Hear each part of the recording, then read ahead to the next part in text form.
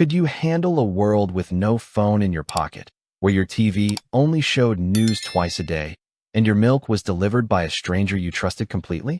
For generations of Americans, this wasn't a strange thought experiment. It was just Tuesday. These are the forgotten rhythms of everyday life, the small habits that built communities and defined an era. Today, we're counting down 15 normal parts of daily life that have vanished so completely, they sound made up. 1. The household telephone. Communication was a family affair, centered on a single, bulky device bolted to the kitchen wall. Its ring would send someone sprinting. Conversations happened in the open, with siblings eavesdropping and parents giving the universal, wrap it up, look if you talk too long. A long-distance call was a financial event, planned for birthdays or emergencies. This wasn't a personal device. It was the household's shared nerve center, where every call was public business. 2. The evening news appointment. Before the 24/7 news cycle, information arrived on a strict schedule. Like clockwork, families gathered in the living room at 6 or 10 p.m. to watch the same network anchor on every television.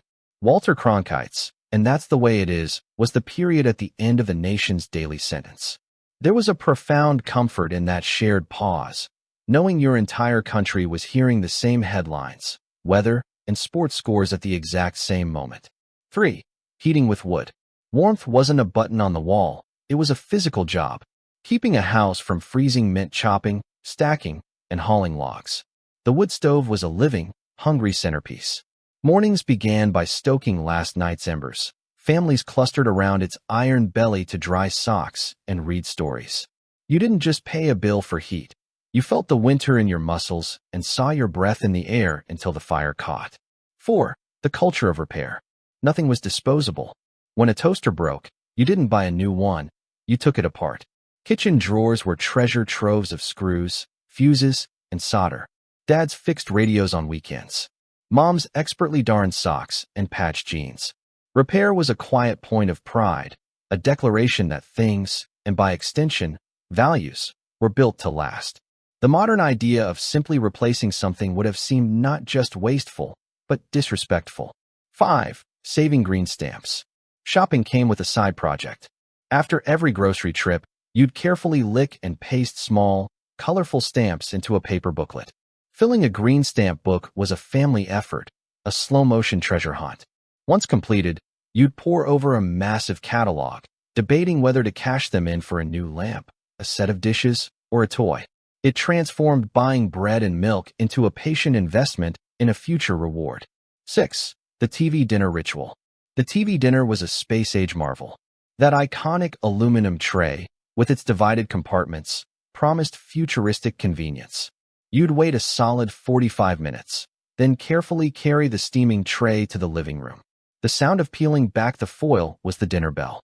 Eating Salisbury steak and apple cobbler while watching your favorite show felt like the peak of modern family togetherness. It was an event. 7. Sharing a party line. In many communities, your phone line wasn't even your own. You shared a party line with several neighbors. Picking up the receiver, you might hear the faint murmur of a conversation already in progress. You had to wait your turn. It was awkward and invasive, but it also wove an invisible web of community awareness. Privacy was scarce, but connection, for better or worse, was constant. 8. The morning milk delivery. Dawn brought a gentle clinking to the porch. Before megastores, the milkman was a daily fixture.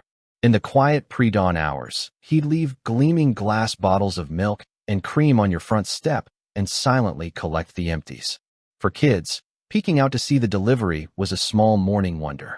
It was a system built on remarkable trust and rhythmic consistency, a personal service that faded away without much fanfare. 9. Drying clothes on the line. Before the electric dryer's hum, clean laundry met the sun and wind. Hanging wet sheets and shirts was a peaceful, almost meditative chore. The resulting smell, a crisp blend of fresh air and sunlight, is a powerful sense memory. Those lines of flapping white cotton were a universal signal of domestic life, turning backyards into galleries of simple, honest work. 10. Paying bills in person. Money moved at the speed of your feet. Paying a bill was a monthly errand. You'd write a check, find a stamp, and walk it to the post office. Or, you'd go downtown, wait in line at the power company, hand your cash to a clerk, and get a stamped receipt.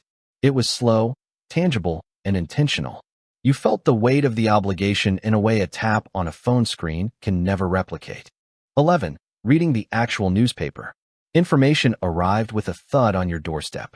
The morning newspaper was the original internet. You didn't skim headlines. You spread the broadsheets across the kitchen table. You read the local police blotter, the classifieds for jobs and used cars, and the funnies in ink-stained detail. The ritual of coffee and newsprint grounded the day, making you a participant in your town's story. 12. Sitting down for family breakfast. There was no grabbing a bar and running out the door. Mornings were filled with the sound of percolating coffee, eggs frying, and toast popping up. The family gathered, however briefly, to share a meal and plan the day.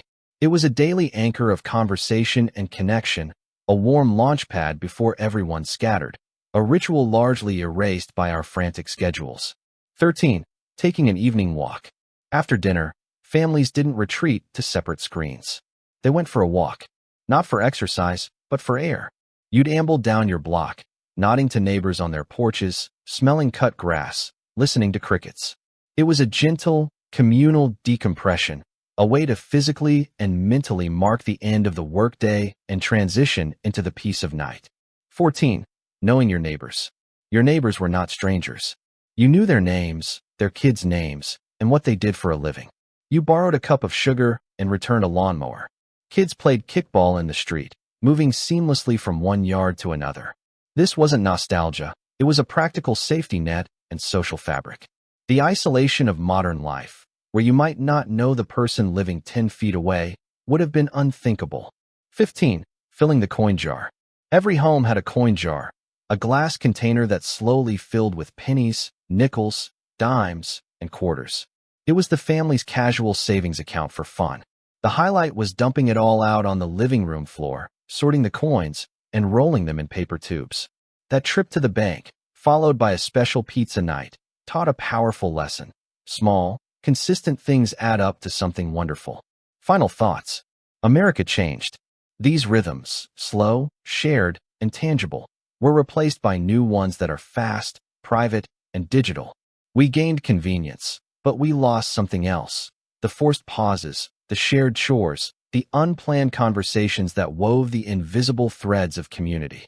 These 15 forgotten habits did more than fill time. They built character, taught patience, and connected us to each other and to the physical world in a way a notification never can. If this look back at a lost America made you feel something, a sense of nostalgia, curiosity, or even relief that you have a phone in your pocket, do us a favor. Hit the like button and make sure you're subscribed to American Restored. We bring these forgotten pieces of our history back to life every single week. Let us know in the comments. Which one of these 15 vanished routines do you remember or wish you could have experienced?